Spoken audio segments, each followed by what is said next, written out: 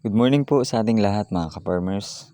Ngayon po ay nag-harvest kami sa Sitawan at ito po ang pang 8 times na pag-harvest namin dito. Bali ngayon mga ka-farmers ay okay pa naman yung presyuhan ng sitaw at sana ay tumagal pa para makabawi rin sa mga gastos sa farm.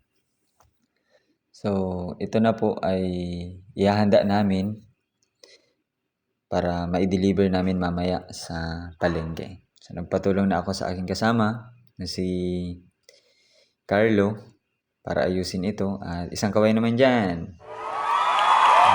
Mga ka-farmers, ayan, so ready na po yung ibenta mamaya sa palengke. Maglilinis muna ako mga ka-farmers ng mga baboy at papaliguan sila. So dahil nga sa init ng panahon mga ka-farmers ay gustong gusto rin ng mga baboy na maligo. Ayan, so masaya silang paliguan mga ka-farmers.